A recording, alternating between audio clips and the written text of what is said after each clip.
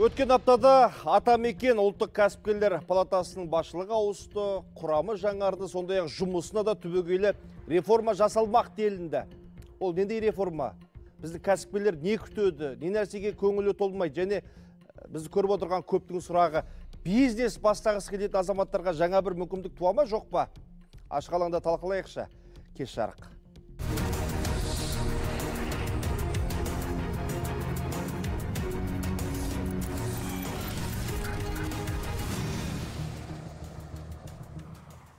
Патша көңілді көрермен, біз тікелей эфирдеміз. Қандай да бір сұрақтарыңыз болса, төменде көрсетілген телефон нөміріне хабарласыңыздар, не болмаса WhatsApp әлеуметтік желісіне жазсаңыздар болады. Сондай-ақ экранда бізді онлайн тамашалап отырған көрермендер бар, Zoom платформасы арқылы.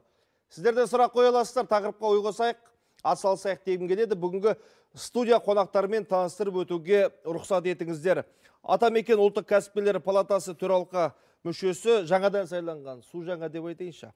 Анас Баққожаев, құрылысшылар одағының төрағасы, қоғам қайраткері Талғат Ерғалиев, Қазақстанның жас кәсіпкерлері қауымдастығының төрағасы Мақсат Қожамбек және қаржы саласының сарапшысы Сырымбек Төлеуұлы. Қош келдіңіздер.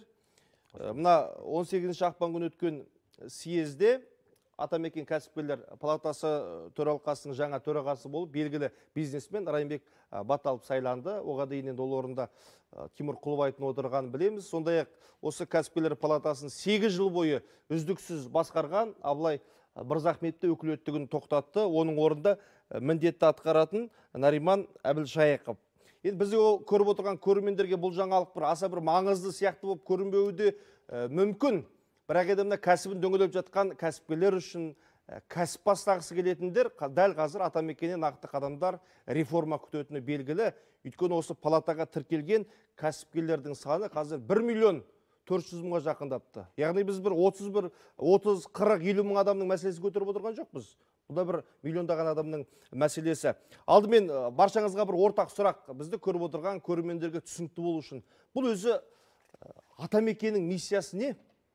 Кәсіпкерлерге қандай қолдау көрсетеді? Осы уақытқа дейін жұмысына нендей баға береміз? Бір тиімділігін көрсете алды ма? Енді Атамекен деген жалпы кәсіпкерлердің ортақ үйі деп айтуға болады. Әрине қауымдастықтар бар, оның ішінде кәсіпкерлер белсенді қатысуда, бірақ олардың заңы жоқ. Палатаның жеке өзіне берілген заңы бар. Яғни заң деген не? Заң деген құқық, оның міндеттері және мүмкіндіктері. Осыны пайдалану арқылы өздерінің кәсіпкерлік мақсатын орындау, өздерінің тиімділігін арттыру, үкіметке тікелей шығу. Осындай мүмкіндікті беретін ортақ үй деп айтуға болады палатаны. Талғат мырза, мен тіпті сұрақты былай қойыншы. Былай қарасақ, әр сала бойынша бізде қауымдастықтар бар, иә? Атамекен кәсіпкерлер палатасын таратып жесе не болады? Негізі, қазір уақытта қарап отырсыздар, біз нарықта жаңа-жаңағыны осылай мемлекет ретінде құрып келе жатырмыз. Өйткені Кеңес одағының жаңағы әсері өте көп.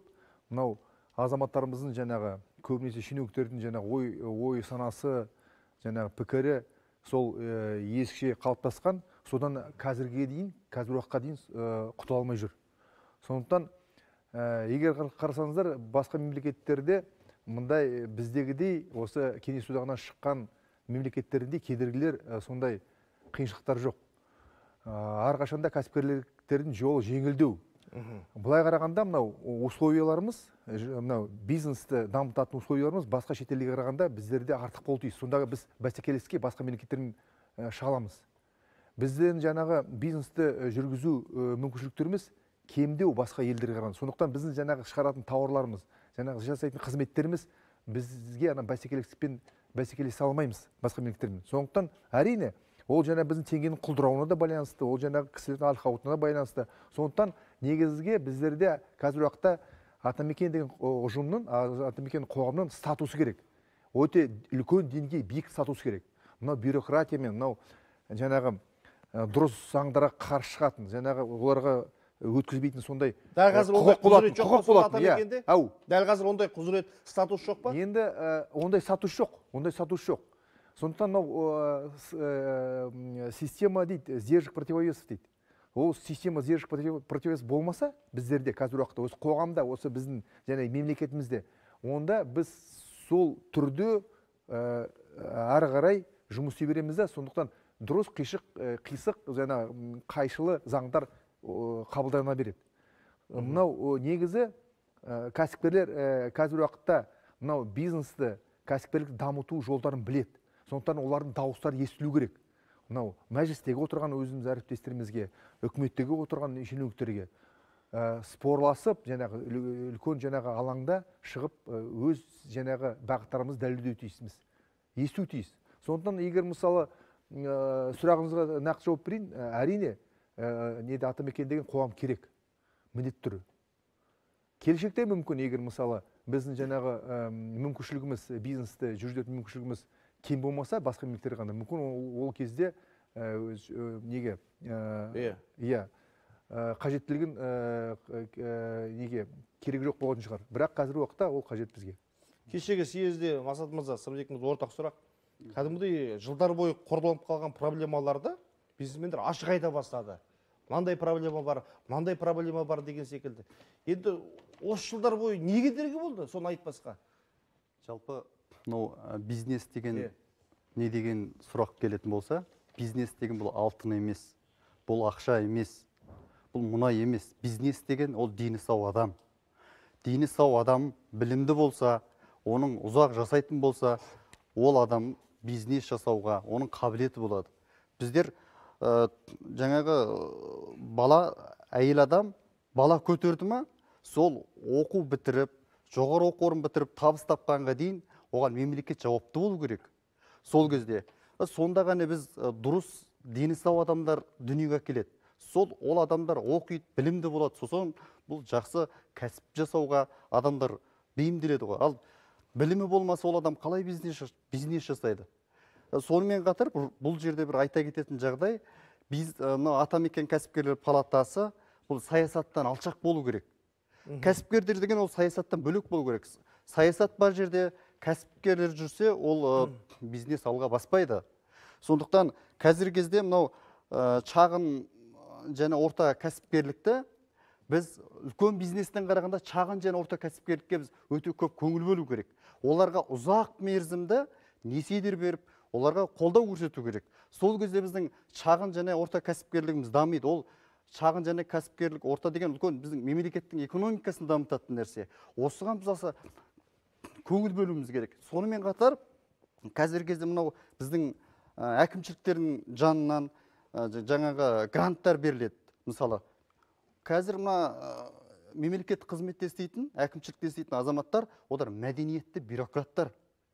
Олар күліп, оған тағы тоқталамыз. Сонда Мақсат мырза, сен сұрағың келген, сен жас кәсіпкерлер қауымдастығының төрағасысыз ғой, жас кәсіпкерлер деген соң түсінікті ғой. Сонда Атамекен осы уақытқа дейін сонда ірі кәсіпкерлердің ғана мүддесін қорғап келді ме? Енді қазір кезде проблемалар 8 жылдың ішінде болсын, тәуелсіздік алғаннан бері проблемалар қордаланып қалды ғой. Сол проблемаларды әлі толық шешілмегендігін көрсетіп отыр. Осыған дейін ашық айтылды ма, ашық айтылмаса да, ашық айтылған дауыстар мүмкін жетпеген шығар. Парламентке жетпеген шығар, басқа үкіметтің мекемелеріне жетпеген шығар. Сол себептен толық миссиясын орындау кезде белгілі бір жұмыстарды толық атқарды деп айта аламыз. Бірақ кәсіпкерлік мәселесінде проблемалар толық шешілген жоқ. Мен ойымша, бұл жерде мәселе Атамекеннің кейбір үкіметтің қабылдайтын заңдарына заңды түрде тосқауыл бола алмағандығы деп ойлаймын. Өйткені Атамекен ол үкіметке көмекші бола алды, көмекші бола алды, ұсыныстар берді, немесе солардың ұсыныстарына қолдау көрсетті. Бірақ кәсіпкерлікті дамытуға қайшы келген заңдар болсын, немесе басқа да бір мәселелер болсын, немесе қажетті талаптарды қойған кезде Атамекен өзінің дауысын қатты білдіре алмаған шығар деп ойлаймын. Сол себептен бұл жағдайда Атамекен әрқашанда үкімет немесе басқа жақта емес, тек кәсіпкерлік жағында тұру керек. Заң қабылдаған. Енді біз Атамекенге сынағанмен ештеңе өзгермейді. Өткен нәрсе өтті. Ары қарай не істеуіміз керек? Енді реформа жасалу керек деп жатырмыз. Қандай бағытта нақты өзгерістер күтеміз? Бәлкім ұсыныс айтасыздар. Осы бір нәрсеге тоқталайықшы әлі. Ештеңе өзгерген жоқ қой. Жұмыс тобы құрылды. Әлі талқыланып жатыр, талқылау болып жатыр. Көп нәрсені енді өзгертуге болады. Дұрыс. Айта кететін жағдай Мақсат. Қазір мынау Атамекен палатасына үлкен реформа жасаймыз деп жатырмыз ғой. Бұл қазіргі кезде Атамекен палатасы біраз жұмыс жасады. Оны жоққа шығаруға болмайды. Бірақ бұл жерде реформа жасалған өте ол дұрыс нәрсе, біз қолдаймыз. Бұл Атамекеннің палатасында қазіргі уақытта ауыл шаруашылық мәселесіне қатты көңіл бөлу керек. Жастарды шетелден оқыту керек, дамыған мемлекеттерден оқытуымыз керек.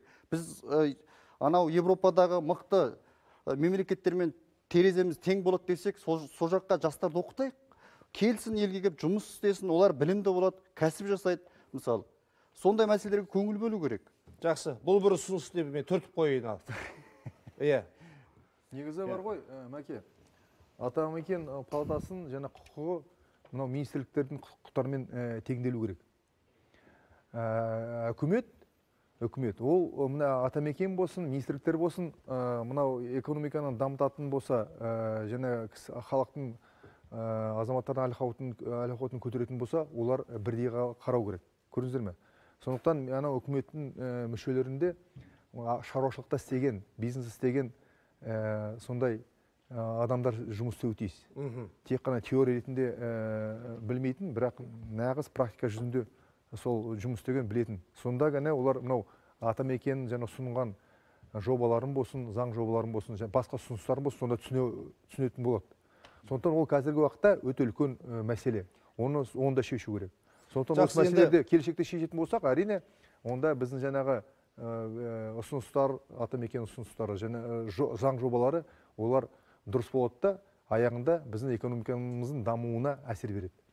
Енді Анас мырза, сіз төралқа мүшесісіз. Иә. Қандай да бір ұсыныстар айтылып жатыр ма, дайындалып жатыр ма? Иә, міндетті түрде. Мен Мақсат мырза, енді өзім бірден жұмысқа араласып кететін адам өз басым. Сондықтан да мына президиумге мүше болғандықтан мен жауапкершілікті сезінемін.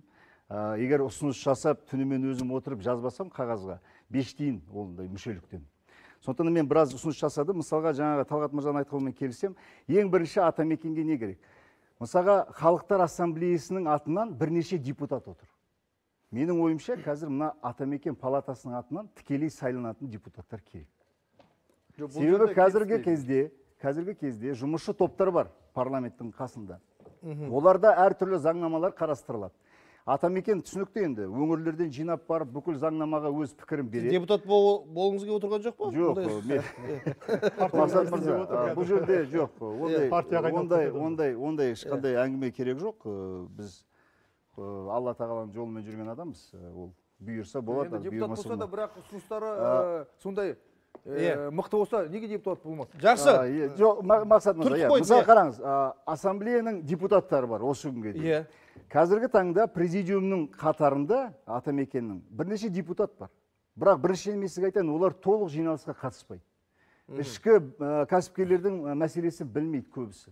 Сондықтан да ондай қатысудан ешқандай пайда жоқ. Сондықтан да менің ойымша жаңа реформаны міне осыдан бастау керек. Заң шығарушы органның ішінде палата өзі сайлайтындай. Міне съезде сайладық па? Яғни парламенттің өзіне ақпал ете алатындай біздің мүшелеріміз отыру керек дейсіз. Әрине, кәсіпкерлікті қорғайтын. Сонда егер депутат орындамай баратса жұмысты, палата съезд жинады да алып тастады орнынан. Енді бұл заң шығарушы органдар. Атқарушы орган, орталық атқарушы органдарда министрлердің орынбасарлары міндетті түрде сайлану керек. Жергілікті органдарда әкімдердің орынбасарлары болу керек. Себебі тек қана мемлекеттік мүдде, халықтық мүдде емес, мемлекеттік қызметкер кәсіпкердің де мүддесін қорғау керек. 1.400.000 адам болса, мысалы, құрамында, міне Талғат сияқты мырзалы. Неге қолдамасқа? Міне мәселе осыдан туындайды. Қаншама ұсыныстар айтылады, дәл жеме-жемге келген кезде есік жабық. Сондықтан да міне осылай тікелей орган болды. Евразиялық біздің одақ бар. Мәскеуде Қазақстанның өкілдері бар. Соның ішінде де бір кәсіп палатаның адамы болу керек. Неге болмасқа? Ертең экспорт деген мәселе бар. Ресеймен, Белоруссиямен теке тіресетін мәселелер бар. Сол кезде кәсіпкердің нағыз палатаның мүддесін қорғайтын адам керек оның ішінде. Бұл бірінші мәселе. Екінші, мына сот. Кәсіпкердің қандай проблемасы? Бірінші, бұл мемлекеттік органдармен. Бұны реттеп қойдық. Жаңағыда жүйе құрса, ол шешіледі. Екінші, сот. Қазіргі кәсіпкерлер сотта өте көп күш жұмсайды. Сондықтан да соттың ішінде экономикалық сотты айтып отырмын. Ол жерде де палатаның ықпалы тиетіндей болу керек. Мәселен, экономикалық процестерді қарастыратын сот алқасын палатамен келісумен барып орындау керек. Мысалға, оларды бекіту керек. Неге қарамасқа? Енді осындай мүмкіндіктер берсе, палата шын мәнінде кез келген кәсіпкердің мүддесін қорғай алатын, нақты экономикалық мықты бір институтқа айналады. Жақсы. ерекше ұсыныс айтып жатыр. Ұсыныстар бар, Қысқаша ғана үзіліс, одан кейін талқылайықшы осы Жақсы. сіздің ұсынысыңызды. Өзге спикерлер қалай қарайды екен. Арнамыздан ауыспаңыздар. Тікелей эфирдеміз, хабарымызды жалғастырайық. Енді кешегі съезді айтып жатырмыз ғой. Атамекен кәсіпкерлер палатасы төралқасының жаңа төрағасы болып сайланған Райымбек Баталов өзінің бірінші сөзінде айтты. Түбегейлі реформа жасау үшін мен бар күш-жігерімді саламын деді. Соның алдында 2-3 күн бұрын ұлттық экономика министрі айтты. Бұл салаға бізге түбегейлі өзгеріс керек деп. Ең кез келген мекемен ал, ұйымды ал, ол бір жақсы жұмыс деп жатса, ол бір аса бір реформаны қажет етпейді ғой. Дегенмен бұл жерде де бір шикілік бар деген сөз. Съезде қызыл кеңірдек болып кәсіпкерлер біраз мәселені көтергенін білеміз. Төрағасын сайлады, міндетін атқарушыны сайлады деп жатырмыз. Бірақ енді бұның ішінде де бізде қателеспесем 17 комитет бар, иә?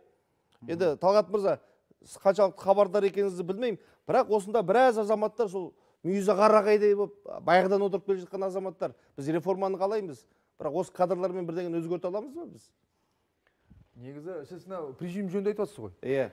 Негізі мынау ертеде осы бірнеше ғасыр бұрын Рим империясында қаланы басқару үшін сол қоғам қайраткерлерінің ішінен бірнеше адамдар сайлайды. Солардың жаңа мерзім 2 ай. 2 айдан кейін олар ауысып отырады. Біздің жаңағы атамекенімізде 8 жыл қаншама 8 жыл ауыспай жұмыс істеп жатты. Ол дұрыс емес. Сондықтан біз ұсындық 2 жылдан кейін ауысып отырсын. 2 жылдан кейін. Мысалы, қаншама азаматтар бар, қаншама кәсіпкерлер бар, олар жұмыс істей алады. Егер мысалы 2 жыл нәтиже болмаса, басқасы кіріп, басқасы өз үлестерін салсын. Сондықтан сонда ғана біз атамекен ретінде, сонда қоғам ретінде, сонда кәсіпкер ретінде дами аламыз. Кемшіліктерді айтып көтере аламыз. Ол бір. Екіншіден, мынау президиум болсын, комитеттің төрағасы болсын, мынау қоғамға, кәсіпкерлікке, экономикамызға өзі үлесін салған, және нәтижелері бар, тәжірибелері бар азаматтар сайлануы тиіс. Көрдіңіздер ме? Отырып қалған жігіттер кері жоқ. Жаңа өзіміз өткенде еске алып отырмыз, өзі ауыл шаруашылықтың жаңағы бір кәсіпкерлері айтып жатыр. Осы мысалы жылдан жылға бір төрағаны сайлап жатырмыз ауыл шаруашылықтан. Сол мысалы жаңағы мал қырынып жатқанда, жаңағы ашаршылықта малға неге мына өңірге шығып, неге сол мәселені нешпеді? Анау оңтүстікте жігіттер қаражаты жоқ, вагондап шөптерін жіберіп жатыр. Сол неге Маңғыстау облысына. Мынау осында төраға болып, мына кәсіпкерлер сол мәселелер неге үкіметтің алдында қойған жоқ? Мысалы біз қазіргі уақытқа дейін біз 1,5 жыл болды корректировка мәселесін қойып жатырмыз. Сонда сол президиум ретінде біздің мүшелеріміз бар. Ол корректировка қаншама жігіттер қаражатын алмай жатыр. Жаңағы құрылыс объекттері тұрып тұр. Сол мүмкін сол жігіттер ақшаларын алмай, сол жігіттер шығарған көшеге шыққан және қаңтар айында. Көрдіңіздер ме? Жаңағы 9 объекттей мінекей ақшаларын алмай жатыр. Әр объектте 100 адамнан санасаңыздар 60 мың, 70 мың жаңағы жұмыскерлер бар. Енді 600-900 сол объекттер ғой, жаңағы тұрып қалған, ақшасын ала алмай. Сондықтан мүмкін солар шығар шыққан. Сондықтан егер мысалы қаражат жоқ болса, мысалы біздің жаңағы үкіметтегі осы соған жауап беретін министрлер болсын, жаңағы премьердің орынбасарлары болсын, олар айту керек, жігіттер ақша жоқ, болмайды. Онда банкротқа ұшыру керек, жігіттерге айту керек, болмайды деп онда. Олар күте шаршады, бола ма, болмай ма. Сондықтан әрқайсысы жауапкершілігін мойындау керек, жауапкершілік алу керек. Кәсіпкерлер жауапкершілігі үйренген жауапкершілікті алуға. Өйткені ол жаңа бизнестері әр жаңа қадамы ол риск. Олар жауапкершілік алмаса, олар жаңа бизнесте кәсіпкерлік жүргізе алмайды. Мақсат мырза, сізден сұрағым келгені, жалпы қазір Атамекен кәсіпкерлер палатасында мына аккредитациядан өткен дейміз ғой, аккредиттелген 199 қауымдастық бар екен. Кешегі съезде қауымдастық өкілдері біраз сын ескертпе айтты, иә? Енді кәсіпкер бірінші сұрақ сізге. Осы кәсіпкерлер, жас кәсіпкерлер не дейді, талабы не күтеді? Сол жайында айтсаңыз, екіншіден, бұл өзі палатаның осы қауымдастықтың алдында бір арқалаған міндеті, жауапкершілік бар ма сіздердің алдарыңызда? Енді жас кәсіпкерлер не сұрайды? Жас кәсіпкерлер елімізде кәсіпкерлікті дамыту үшін барлық қолайлы ортаны қалыптастыруды сұрайды. Ол не қолайлы орта деген, не керек? Ол қолайлы орта. Ең біріншіден жеңілдетілген қаражат керек кәсібін бастау үшін. Мамандану керек, үйрену керек кәсіпкерлікті қалай бастау үшін. Одан кейін барып, әкімшілік кедергілер өте көп. Ол осы кәсіпкерлікті бастап келе жатқан кезде, оларды жас кәсіпкерлер, ол еліміздің азаматтары ғой, бір жау емес қой.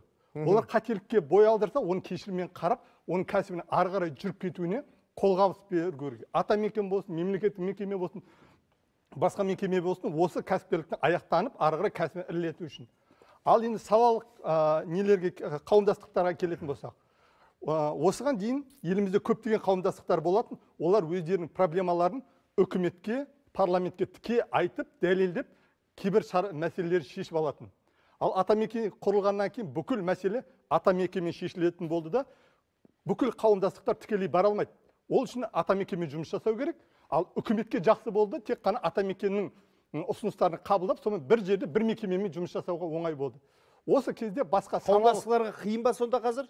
Жоқ, басқа салалық қауымдастықтар өздерінің проблемаларын тікелей шеше алмай қалды.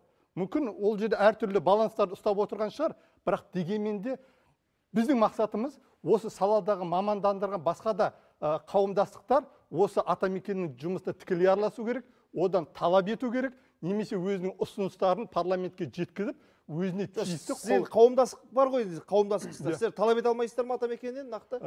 Біз осы нені атамекенге дейін өзіміздің ұсыныстарды біз парламентке дейін қабылдатқанбыз. Кіріп, сол жерде жұмыс тобын ішінде жұмыс істегенбіз. Ол кезде бір ұсыныс айтқанбыз, Қазақстанда жас кәсіпкерлер деген ұғымды қалыптастыру керек. Біз парламентте жұмыс жасағанбыз. Ал атамекен болған кезде біз атамекенмен жұмыс жасауымыз керек, атамекен дәлелдеп, одан кейін бар ұсыныстарды парламентке бару керек. Яғни бұл жерде атамекен ол реттеуші, іріктеуші, немесе қабылдаушы, қабылдамаушы орган мәселесін қабылдады да, қазіргі кезде жеке бір мемлекеттік мекеме сияқты болып қалды. Онымен жұмыс істеу қиындық туындап отыр. Расымен мен осындай шағымдар жиі естимін, тіпті қауымдастардың тарапынан. Мен бүгін осы палатаның сайтында кіріп көрдім, жаңа агроөнеркәсіп кешені, қаржылық сектор, тасымалдау, логистика сияқты бір 17 комитет бар екен. Иә?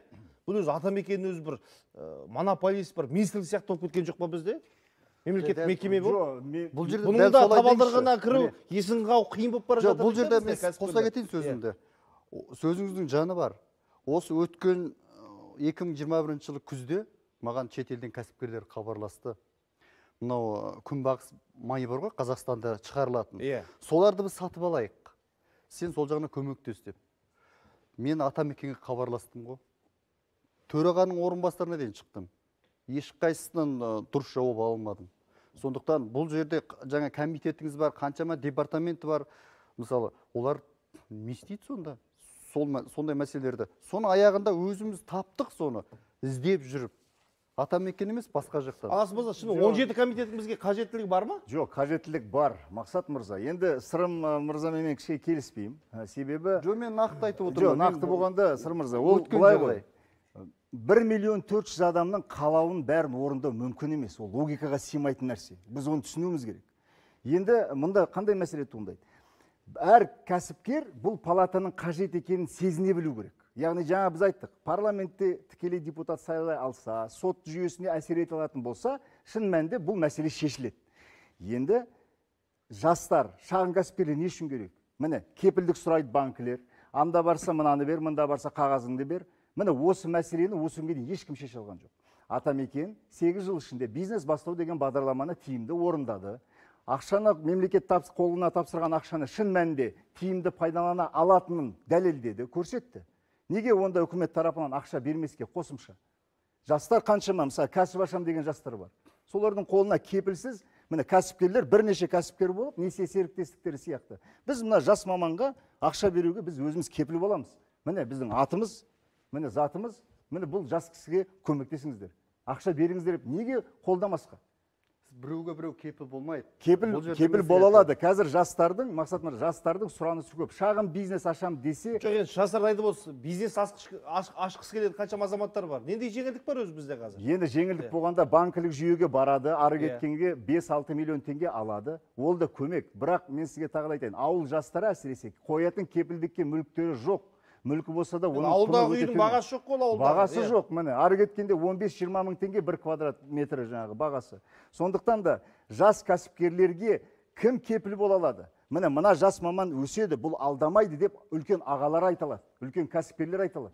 Сондықтан да мына атамекеннің қолына шын мәнінде банкілер, арнайы қаржы институттар орындай алмаған мүмкіндіктерді, міндеттерді атамекенге тапсыру керек. Реформалау арқылы, жаңа Талғат мырза айтқандай, әділдік жүйені орнату арқылы ақшаны тапсырса, атамекен жасай алады. Неге келмеске? Мысалға шетелдік қандастарымыз бар. Қандастарымыз келеді, қандас деген қағазын алады, ешқандай кепілдік жоқ. Әуелі кәсіпкер ретінде тіркеле алмайды.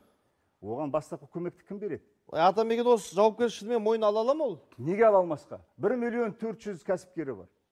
Бақанды үлкен әр ауданда өзінің филиалдары бар. Өткенде үкіметтің кеңейтілген отырысында президент Қасым-Жомарт Тоқаев осы мәселеге тоқталды. Біздегі кәсіпкерлердің 90% деді, 90%. Шағын және орта бизнес құрайды деді. Атамекен палатасының алдында тұрған басты міндет ол жаңа кәсіпкерлерді қолдау, қорғау және дамыту. Осы жерде біраз кедергілерді айтып өтті. Міне кәсіпкерлік экран қарасаңыздар болады. Бастаманың жолын кесіп тежейтін де көбінесе әкімдер. Бұл аш ақиқат. Тіпті қаржылай көмек бермек түгілі заң аясында әкімшілік қолдау да көрсетпейді. Мұндай жөнсіздікті шұғыл түрде доғару керек. Аудан әкімдеріне нақты меже қойылсын. Оларға жыл сайын әрбір 10 мың тұрғын үшін кемінде 100 жұмыс орнын ашуды міндеттеген жөн. Біз енді жұмыс тәсілін өзгертеміз. Кәсіпкерлер әкімнің соңынан жүгірмеу керек. Керісінше әкім инвестор тартуға ұмтылуға жетті. Расымен ғой, біздің кәсіпкерлер әкімнің артынан жүгірмеу керек, әкім кәсіпкерлердің артынан жүгірсін деп отыр. Жасыратын ештеңе жоқ. Бізде облыс айтпай қойын. Аудан әкімдердің қазір қабылдауына жазылудың өзі қиын. Бәрі кішігірме. Құдай бабаған. Мен бір нәрсені сұрайын, жарайды. Президент айтты. Ал енді осы мәселені шешу үшін оларға бір ықпал ете алатындай, біз атамекен палатасының ондай бір қолында бір тетік рычаг жоқ қой? Жоқ, рычаг берілу керек. Жаңа мен айтып отырмын. Егер заңда атамекен палата туралы заңды өзгеріс енгізіп, жаңағы мен ұсынғандай заттарды кіргізсе, қосымша тағы да мына тексеру жұмыстарын беруге болады. Мен сізге айтайын, өрт сөндірушілер, санитарлық эпидемиологиялық тексеретін органдар қазір міне мүмкіндік болса келетте тексереді, штрафын жасайды, коррупция деген содан пайда болады. Ал егер атамекеннің құрамында 1 миллион 400 кәсіпкер болса, өзінің мықты діңгегі болса, ережелері болса, неге палатаның ішінен сол инспекциялық бақылауды құрмасқа? Мысалы, қазір мен сізге айтайын, Алматы облысында халық балық деген балық өсіретін шаруашылық бар. Сондай шаруашылықтар 50-60 шақты шаруашылық, бір ешқандай базасы жоқ, не суы жоқ, не шабағы жоқ, не балығы жоқ. Кәсіпкерлер солардың тендерлерінің алдынан кесіп өтіп, тендерлерін алып кетеді мысалға. Енді олар не істейді? Кім тексереді оларды? Егер мемлекеттік тараптан келіп тексерем десе, айғайлап шығады. Кәсіпкерлер мысалға бізді тексеріп керек жоқ, үкімет тарапынан бізге тексеру керек жоқ деп, жақсы, президентіміз айтты, оны аз айтты. Бірақ енді тексеруде болмайған дұрыс емес қой. Оны ішіне кім тексереді? Сонда палатаның ішіне мына инспекциялық бақылауды палатаның өзіне берсе, палата шын мәнінде кішкене етегін жинап, өзара тексере алады. Мысалға халық балықтың ішіне барып көре алады. Шын мәнінде бұның суы бар екен, балығы бар екен. Басқа бір ешқандай базасы жоқ, құр ипі ашып қойып, тендердің ішінде қалықтап жүрген адамдар бар мысалға. Соларға барып тексеруге неге ұйымдастырмасқа тексеру? Бұл жерде енді жергілікті кәсіпкерлерге қол байлау отырған не нәрсе? Жемқорлық па, жаңа атқа сұрау ма, көз бояу, неге қағаз басылық па, бюрократия? Бұл жерде кәсіпкерлікке қол байлау болып отырған құжат мәселесі. Бізде Қағазстан деген бізде қазір атау бар ғой, Қазақстанда. Құжат мәселесі өте қиын қазір. Сіз кәсібіңіз бастау үшін әкімшілікке барасыз, әкімшіліктегілер олар бір бюрократтар ғой, күліп қарсы алады, арқаңнан қағып шығарып салады. Ешқандай шаруа жасамайды олар. Кәсіпкерлікке байланысты президент дұрыс айтып отыр бұл жерде. Сондықтан ол мемлекеттік қызметте отырған адам, ол кәсіпке ешқандай қатысы болмау керек. Кәсіпкерлік деген өз жеке дара бір статус бар, үлкен мекеме болу керек бұл жерде. Ал мемлекеттік қызметкер, әкімшіліктер олар бөлек болу керек. Олар жаңағы жұмыссыз мәселелерге айланысу керек. Сұрайын дегенмен, бір кәсіпкер, жас кәсіпкер шықты. Кезген бір аудананы, Балқаш ауданы болсын, Қатонқарағай ауданы болсын, керемет бір жоба ұсынып отыр. Енді ол әкімдікке жақындай алмайды. Сол кезде міне атамекен кәсіпкерлер палатасы ашып, "Ей, мынаны неге қолдау көрсетпейсіңдер? Мынау керемет жоба" деп бір ортаға мәселеге араласу үшін қандай құзырет керек атамекенге? Не істеуіміз керек? Орынбасары болу керек. Әкімнің орынбасары палатаның адамы болу керек. Бітті. Оның 24 сағат жұмысы неге шешілмейді? Келіспеймін. Мемлекет, шетел мемлекеттерге барсаңыздар, мынау әкімшіліктің жаңағы ғимараттардың маңайында, мынау сот маңайында, министрліктер маңайында адамда жоқ, машиналарда жоқ. Жаңағы жұмыс істейтін жаңағы жұмыскерлерді аз. Неден? Өйткені бүкіл және жұмыс қоғамға берілген, қоғамға. енді өзін реттейді деген біздің өзіміз заңымыз бар, бірақ ол жұмыс істемейді, ол дұрыс жаңағы қарастырылмаған, дұрыс ұсынбаған, сондықтан ол жай заң болып қалып жатыр жай. Сондықтан атамекен палата ретінде, ұлттық палата ретінде бүкіл жаңағы атқару органдардың мынау бизнесқа байланысты жұмыстарын сол атамекенге беру керек, статусын көбейту керек. Атамекенде билікпен және құқық болу керек. Сонда бүкіл мынау нарықтағы жұмыс істейтін неге мәселелерін, жұмыстарын осы атамекенге берсе, сонда өйткені атамекенде істейтіндер біз өзіміз жаңағы сайлап, өздеріміз нетеміз, тексереміз. Әр жаңағы өз взнос төлегеннен кейін, төлегеннен кейін. Ол құқығы бар сұрауына. Көрдіңдер ме? Жаңа атамекен неке ашық, жаңа әділді жұмыс істейтін сонда сенім бар өзі. Сондықтан мына атамекенге өз реттейтін жаңағы заң ретінде түрде мынау әлемдік тәжірибе ретінде сол көп жаңа функцияларын берсе, сонда мүмкін мынау кедергілерден мынау жемқорлық жаңағы мәселелерін мүмкін шешілетін түрі бар. Сондықтан ол сол бір шешілетін мәселелердің жолы. Дұрыс айтасыз. Неге ол әкім орынбасары болу керек? Әкім орынбасары да, әкім де сол кәсіпкерлер үшін қызмет ету керек қой? Жоқ. Мақсат, мына жерде бір нәрсе айта кетейін. Ол варианттардың түрі ғой, әр варианттардың түрі. Енді бір нұсқан бір түрін айтып отыр. Енді үзілістің уақыты келіп қалды, сосын жалғастырайықшы. Арнамыздан ауыспаңыздар. Тікелей эфирдеміз, хабарымызда жалғастырайық. Мына Қазақстан франчайзинг қауымдастығының президенті Бекнұр Қисықовтың мына бір пікірін оқып бергім келіп отыр. Бізде жалпы бизнес кәсіппен айналысам дейтіндерге кедергі көп дейді. Елімізде міне экранға шығарып отырмын. Бизнес жүргізуде туындайтын қиындықтар бар, сондықтан толыққанды реформалар пакеті керек. Қазір ешкім ұзақ жылға созылатын бизнеске қызықпайды. Тендер алады, бизнес жасайды, сосын басқасына ауысады.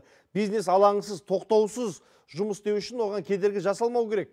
Кәсіпкер өзін қауіпсіз жайды сезінгенде ғана кәсіп алға басады. Дағдарыс барлық жерде бар. Түркияда да солай, бірақ ол жерде бизнес өзін аса жайлы, аңқайлы сезінеді. Мәселе экономикалық тенденцияда емес, мәселе бизнеске барынша жағдай жасай алуда дейді.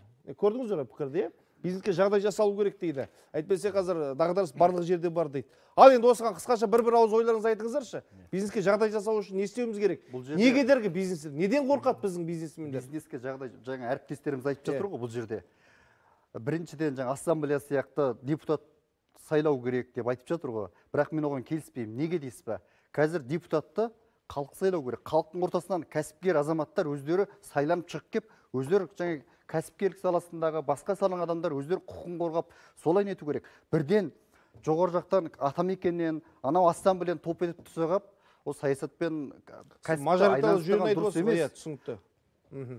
Сонымен қатар қазіргі кезде бұл жерде жемқорлық деген нәрсе бар. Қағазбастылық деген мәселе бар. Осы кедергілерді біз жоюымыз керек. Кәсіпкерлікте. Жастардың кәсіп бастауына біз көп мүмкіндіктер беру керек, көңіл бөлу керек ол жерге. Жаңағы әкімшіліктің тарапынан 5 миллион теңге көлемінде қайтарымсыз гранттар беріледі ғой. Соны атамекенге берілсін, әкімшілік емес, атамекен берсін. Анау 500 мың теңге қазір бастауды оқып, 500 мың теңге неден алып жатыр ғой атамекеннен ақшаны адамдар. Соның санын ұлғайтайық. Ол 500 мың теңгеге қандай кәсіп бастай аласыз? Мақсат мырза, сізді пікіріңізді білгім келеді. Білем, талай өтініш түсетінсіз келші.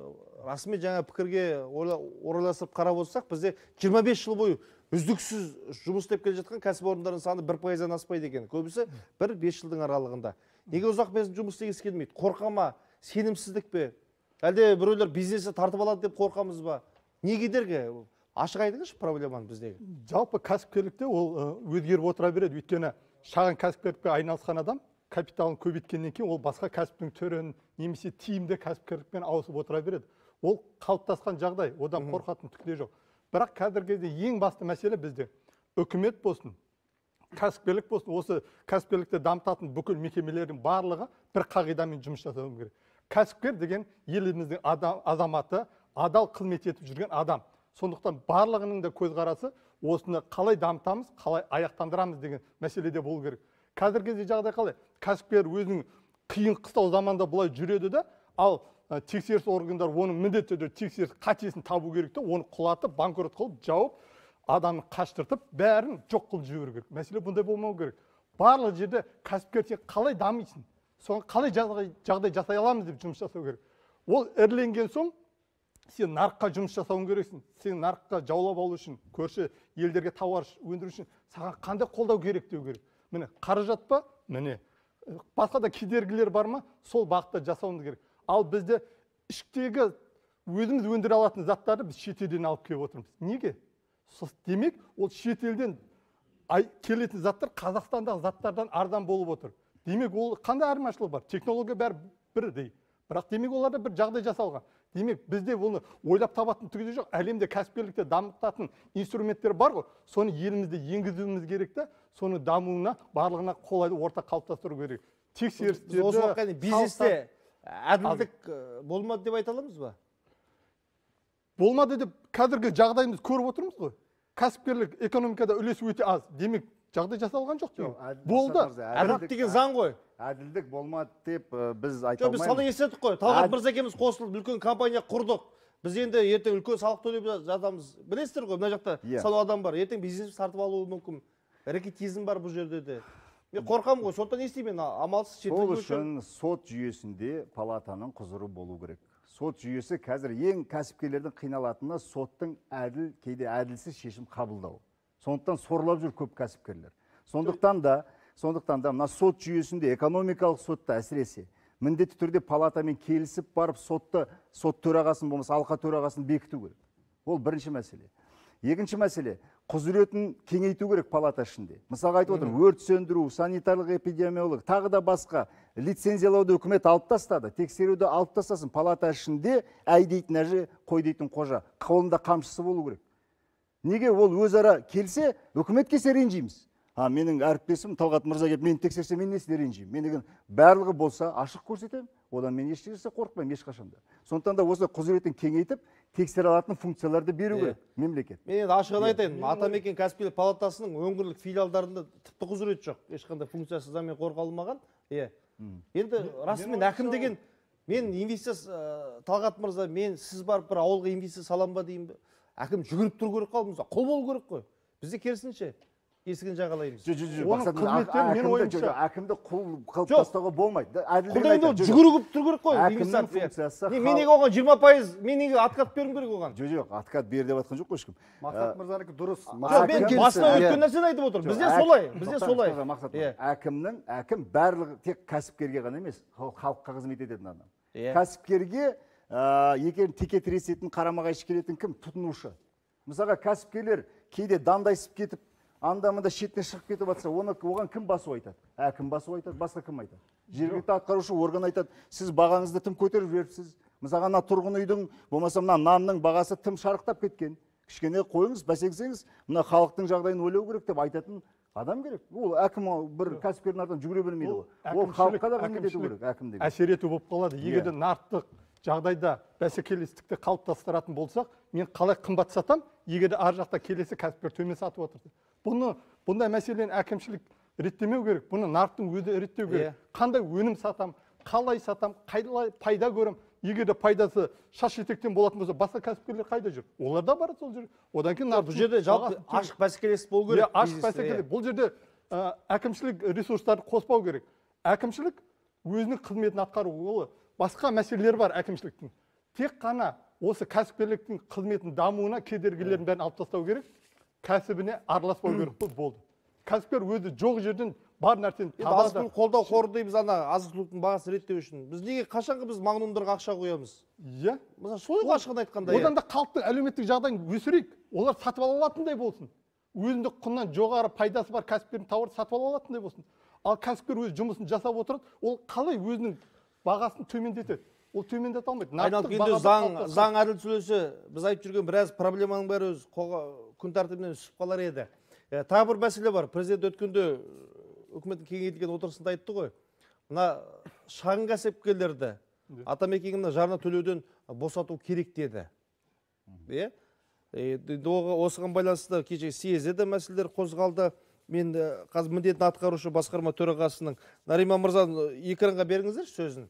Бүгін шағын кәсіпкерлікке жататын 21 мың кәсіпорын Атамекенге жарна аударып отыр. Бұл барлық жарна төлеушілердің 64%-ін құрайды. Жалпы бұл санатқа жататындардың палатаға 1,4 миллиард теңге ақша түскен. Бұл қаражат жалпы жарнадан түскен ақшаның 70% дейді. Егер шағын кәсіпкерлерді жаңадан босату туралы шешім шықса, түсетін табыс 4 есе кемейді. Ал 1,4 миллиард теңгенің орнын толтыру үшін палатаны оңалтуды ұсынамыз дейді. Яғни мен түсінгенім, тіпті 70% қаржының атамекенге түсіп жатқан бұл шағын кәсіпкерлерде де. Егер енді президент бұл ұсыныс қабылдан тоқтатып жасасақ, жағдай қиын болады Мақсат мырза, тоқтатып тастауға болмайды. Мен оған өз басым қарсымын. Себебі бір 10 мың теңге болсын, 50 мың теңге болсын, кәсіпкердің төлей алатын шамасы бар. Ол ақша төлегеннен кейін ол міндетті түрде сұрайды. Мен міне ақша төледім. Неге менің мүддем қорғалмайды? Неге менің ана сот жүйесінде маған көмектеспейсіздер деп сұрайды. Ал егер ақша төлемесе, ертең ол бары не, жоғы не атамекеннің. Ол тез қарайды да кете береді мысалы. Сондықтан да төлеу керек. Яғни атамекен жарнаның арқасында ғана өмір сүріп отыр ғой қазір, ашығын айтқанда. Әрине, енді қаншама әкімшілік жұмыс атқарылады. Өңірлерде филиалдар бар, оның жұмыскерлері бар. Мен ойымша жарна 1000 болса да, және дұрыс, Әнеке дұрыс еді, 1000 болса да ол төлеу тиіс. Сонда ол сұрайды, жұмысын сұрайды. Сонда ол бөлек емес. Қазір ол төлемесе, ол және атамекен өз-өзімен, жаңағы шығын кәсіпкерлер өз-өзімен күн көреді. Ол дұрыс емес. Бірігу керек. Түгелдерін ұйымдастыру үшін, ол 1000 болса да төлесе, ол бірігеді. Нариман мырзаның сөзінде жаңа айтқан президент тапсырмасын орындаймыз дегенге саяды. Ертең күні қалай болады, жағдай ары қарай деген ғой атамекеннің. Енді қазақта сөз бар ғой. Қазақта сөз бар, батыр болсаң, жауыңа найзаң тисін дейді. Бай болсаң, халқыңа пайдаң тисін дейді. Әрине, ірі кәсіпкерлер бар. Олар төлейді де, көмектеседі де. Бірақ жауапкершілік болу үшін өзі міндеттері. Біз пәтерлер кооперативінде біз мүшеміз. Біз де төлейміз ғой, ол жарнасында, жалпы біздің шығынымыз бар, оған да біз төлейміз. Сондықтан да біз оған қатысамыз. Егер төлемесек, мөлшерін азайту керек. Жарнаның мөлшері, бірақ сіздер айтып отырғандай 2000-10 мың теңгенің көлемінде емес қой, бізде білесіздер ғой. Жоқ, енді білеміз ғой, енді оны соның пайызын азайту керек шығар бізге. Азайту керек қой, енді кәсіпкерлермен келісе отырып бекіту керек міндетті түрде. Мен бағана қарап шықтым, міне бізде міне былтырғы жарнаның көлемі кәсіпкерліктің жылдық жиынтық табысына қарай 80 айлық есептік көрсеткіштен бастап 3300 айлық есептік көрсеткіш аралығында екен. Шағын кәсіптегі адамдар үшін 80 айлық есептік жыл сайынғы жарна ретінде төлеу оңай болмайды сияқты. Енді 80 айлық есептік көрсеткіш дегеніңіз жылына 233.360 теңге. Енді ол көп. Айналымнан өткенде мен ұсыныс бердім ғой. Мысалы, оңай ақша түскен шағын енді. 0,01% төлесе айналымнан жылына. Мысалы, жылына 50 мың болуы мүмкін. 1% десеңіз ешкім қарсы бола қоймайды шығар. 1% көптеу. 1% 0,1% да көптеу. 0,01%. Ол лайықты. Нағыз. Ірі бизнес болсын, орта болсын, және кіші болсын, бірақ 0,1% деген ешкім енді қарсы бола қоймайды шығар. Ол ештеңе емес енді. Бұл енді ортақ табыстың үстінен қама, әлде шығысы кірісін есептегенде барлығының суммасына есептелді ме? Ақшаның айналымы, әр мекеменің ақшаның айналымына байланысты. Бұл жерде мәселе мынада сияқты, қазір жарнаның аса көлемінде болып отырған жоқ. Кәсіпкерлер мен жарнаны төлеген кезде ол маған не бере алады деген сияқты. Күткені болмаған соң, олар аз ақша болсын, көп ақша болсын. Реніш содан шығып отыр ғой. Осында туып отыр. Егер де кәсіпкерлікті дамытып... Не бере алмай жатыр енді? Не керек енді? Айтсаңызшы ашық. Біздің ойымызша атамекенге дейінгі салалық кәсіпкерлер қауымдастықтар бар. Бәлкім осы жарналарды сол салалық қауымдастықтарға жарнасын түсіру керек бізді. Сол салалық қауымдастықтар өздерінің жарналарын бір бөлігін осы атамекенге аударып беруіміз керек. Сонда біз кәсіпкерлікке тек қана атамекенді ғана емес, әрбір өңірлерде, әрбір салаларда жұмыс жасайтын қауымдастықтардың белсенділігін артып, біз балансты ортада қалыптастыра аламыз. Кәсіпкер тек қана бірақ атамекенге егерде ірі кәсіпкер мен жас кәсіпкер келетін болса, бұл жерде мәселе екеуінің біреуін таңдау керек болады ғой. Осы кезде осы балансты сақтау үшін салалық қауымдастықтар өз мүддесін қорғау үшін, және де тапсырма беру үшін, және де ода талап ету үшін атамекеннен. Осы жерде осы баланстың белгілі бөлігін салалық қауымдастықтарын дамытуға, және де олардың да бәсекелі ортада қалыптасуына жағдай жасауымыз керек. Ал қазір жағдайда осындай қауымдастықтардың қызметінің бәрі тоқтап қалды. Тек қана идея бойынша жүрген бір-екі үлкен қауымдастықтар болмаса, бұлдай қауымдастықтарға жарна түсуден де қалды. Яғни біз атамекенді қалыптастыра отырып, басқа осындай салалық қауымдастықтардың жұмысын бәсеңдетіп алдық. Кеше көргенімді айтайыншы, түйгенімді, съезді қарап отырдым да, тіпті кәсіпкерлер арасында да бізде ауызбіршілік жоқ сияқты. Өте дұрыс айттыңыз. Мен ол жерде қатыстым. Енді Талғат мырза бұрыннан бар ғой. Мен бірінші рет келгеннен кейін мен енді сын айтуыма болатын шығар. Біріншіден жиналыс, міне 4 ай күткен жиналыс, Иә. 4 күн толғанып не айтарын дайындалып келген өңірден келген делегаттар 70%-ы 4 сағат жиналысқа шыдамай кетіп қалды, Мақсат мырза. Міне кәсіпкерлер сеніп, оны делегат ретінде жіберді, әлгі кісі әңгіменің соңына жетпей, тыңдамай кетіп қалды. Бұл тәртіп, бұл жауапкершілік. Сондықтан да менің ойымша, кәсіпкерлердің арасынан комитеттің төрағаларын сайлаған кезде ешқашан кәсіпкерлікті айтудан шаршамайтын, сабырлы, соңына дейін ойын жеткізе алатын, өзі жаза алатын, сөйлей алатын азаматтарды нағыз соларды қою керек міне комитет төрағасына. Кеше ауызбіршілік кішкене болмады әрине, бірақ осы жағы ренжітті, кішкене көңіл бұзды, иә, көңіл. Негізі мынау сайланған системасы дұрыс емес, жүйе, иә. Өйткені мынау делегат ретінде рексоветтің және мүшелерін жіберді. Иә. Енді олар рексоветтің ішінде де белсенділері бар, жай жүргендер бар, өз жаңағы қамын ойлап жүргендер бар. Өз жаңағы бизнесін дамытамын деп, қоғамды емес, өз мәселесін. Ал мынау рексоветқа сайланғаннан кейін ол тек қана бүкіл саланы ойлауы тиіс, сондай жігіттер болуы тиіс. Сондықтан неге жалпы мынау жаңағы сайлау жүйесі дұрыс істемегендіктен. Негізі әр аудан болсын, қала болсын, өңір болсын, ең белсенді жігіттер жіберуі тиістінде. Ең белсенді. Сондықтан олар белсенділер аяғына дейін отырады. Мен мысалы бірінші күнде, екінші күнде аяғына дейін отырдым. Сондықтан өйткені маған ол қажет. Өйткені мен жаңағы ұсыныстарды білу тиіспін. Жаңағы жауапкершілік жігіттерді кім екенін, жауапкершілігі, кім қалай сөйлегенін білу тиіспін. Аяғында не болды? Сондықтан ол менің жұмысым да, қоғам жұмысым. Сондықтан егер мына жүйе дұрыс ұстап, система сайлап, делегаттар дұрыс берсе, онда мүмкін аяғына дейін түгел отырушы еді. Мына нәрсені айтыңызшы, енді сізде елімізде белгілі кәсіпкерлердің бірісіз, сіздің талай ортаңызда жүрген әріптестер бар, иә? Осы әріптестердің атынан айтыңызшы. Неге алаңдайсыздар, неден қорқасыздар? Бізде негізі біз неден қорқамыз? Біз мынау құзырет төмен шенеуніктерден қорқамыз. Иә. Сосын жаңағы Анеке дұрыс айтып кетті, сот. Ол не әділдік жоқ сотта. Сосын ішкі және органдардың жаңағы жұмысында оларда да әділдік жоқ. Сондықтан ол түгелдері мынау неге бизнесқа, кәсіпкерлікке әсер береді. Егер жаңа сұрақтарды қойып отырсыз ғой, не істеу керек, қалай мынау кәсіпкерлік дамыту керек?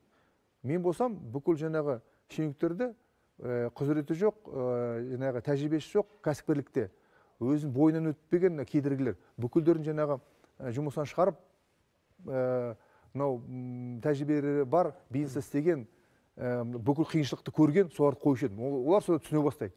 Көрдіңіздер ме? Сонда кішкене мынау экономикамыз жаңағы кәсіпкерлік дамуына әсер беруші еді. Тағы да қосайын деп едім. Тағы да заң, тағы да. Жоқ, кәсіпкерлік палатаның ішінде де кішкене мына халыққа бүйрегі бұратындай бір жүйе құру керек. Мысалға, мен кеше ұсыныс тастадым, Маңғыстауда Жаңаөзенде 5000 адам жұмыссыз отыр.